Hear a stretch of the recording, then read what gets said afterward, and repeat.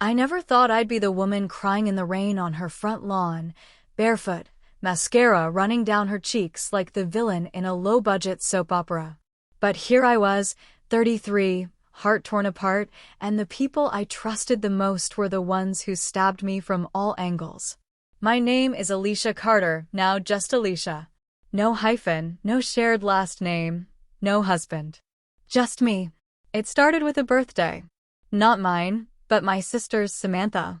Sam is 3 years younger than me, always the golden child, the apple of everyone's eye. You know the type. Pretty, blonde, blue-eyed, the kind who gets out of every trouble with a smile and a fake tear. Meanwhile, I was the responsible one, the one who covered for her when she crashed Dad's car at 16, the one who took Mom to the hospital when Samantha was too busy partying. I didn't mind. I was the eldest. I loved her. God, I loved her.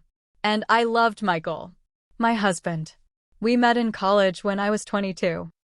He was tall, funny, smart, with deep brown eyes and a dimpled smile that made me feel like I was the only woman in the world.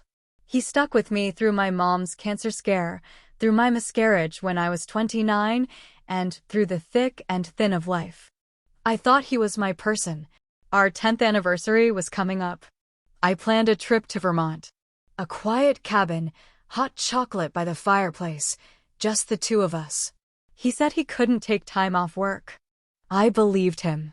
I was such a fool. It was Samantha's 30th birthday. She insisted on having a big celebration. My parents were, of course, throwing her a party at a resort. I helped plan it all, picked the color palette, arranged the flowers, baked her favorite triple-layer chocolate cake, because store-bought tastes like cardboard, she always said. I noticed Michael was acting weird. He was texting a lot, smiling at his phone.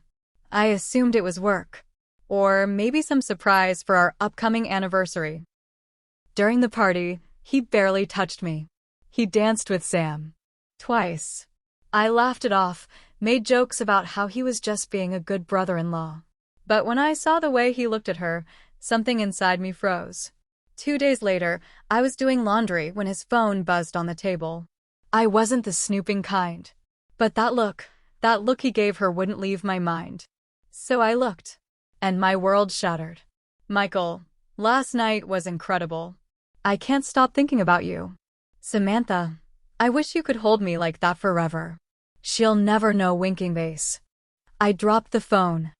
I couldn't breathe. I thought I was going to throw up. My baby sister. My husband. No. There had to be a mistake. Maybe it was a joke. A sick, twisted joke. I took screenshots. I sent them to my own phone. My hands were shaking so badly I almost dropped it. Then I went to confront him. He looked at me like I had caught him stealing cookies. Not guilty, annoyed. Alicia, I didn't want you to find out like this, he said. Like what, Michael? That you're screwing my sister behind my back? That you've been lying to me every single day. She makes me feel alive. Those words. They're carved into my bones. She makes me feel alive. What the hell did I make you feel? Dead? And Sam.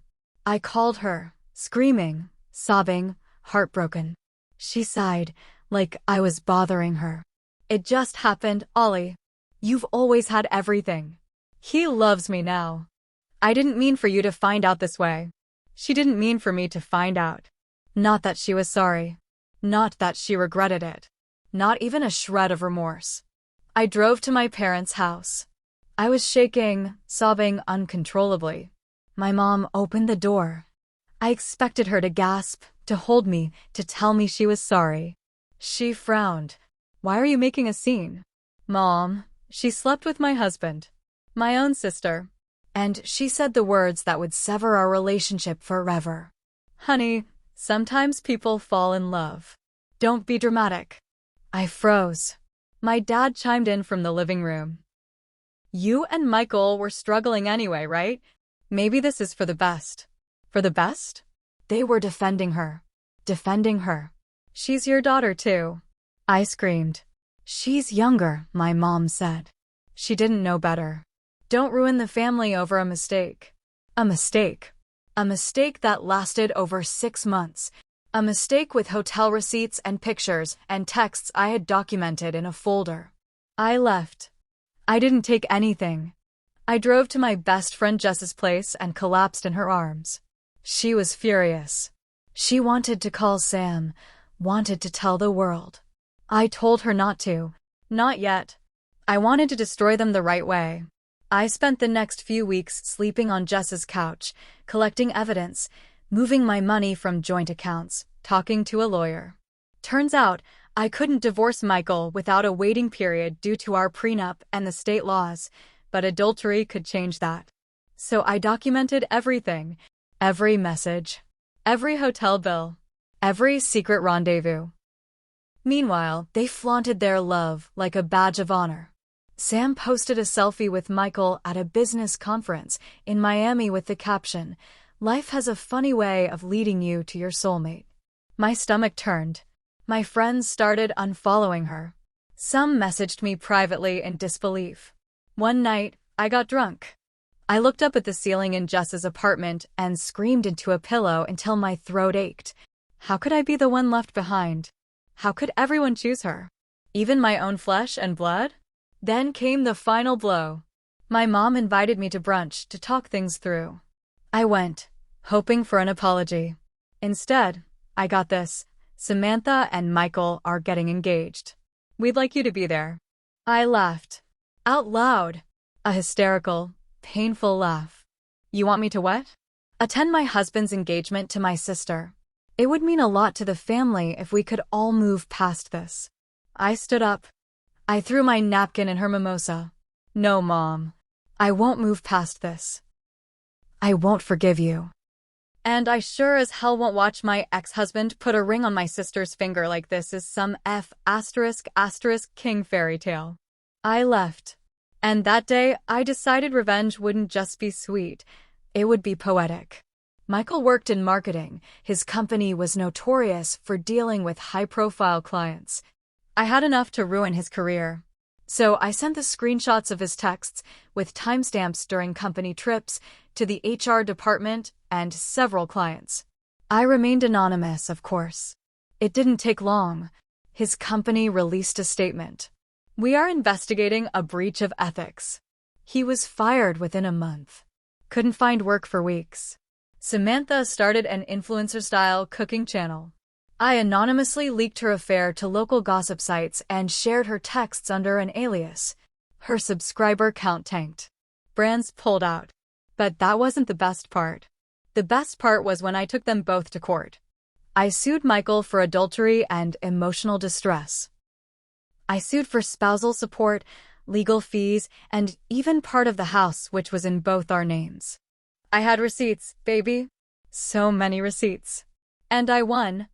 I didn't even want the money. I donated a big chunk of it to a women's shelter in my hometown. But the victory? That was mine. Samantha tried to reach out after the trial. She wrote me an email. "I'm sorry you're so hurt. I hope one day you can be happy for me."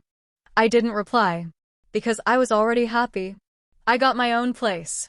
Started therapy. Met new people. Reconnected with old friends I had neglected while playing the perfect wife. I started painting again, something I hadn't done in years. And I began to heal. I stopped checking their social media, stopped asking mutual friends about them. I started living. Last I heard, Michael moved to Arizona and works in a diner. Sam tried to apply to a cooking competition show and got rejected because of her reputation. They're still together, I think. But I don't care. My family still doesn't talk to me. That hurt at first. But now, it's a relief. I was tired of pretending. Tired of being the dependable one who always forgave. Now, I'm the woman who walks in the rain for joy, not heartbreak. If you're out there, reading this, and someone shattered you like they shattered me, don't pick up the pieces for them. Pick them up for you. Because sometimes, being broken is what lets the light in. And sometimes, the villain in someone else's love story becomes the heroine in her own.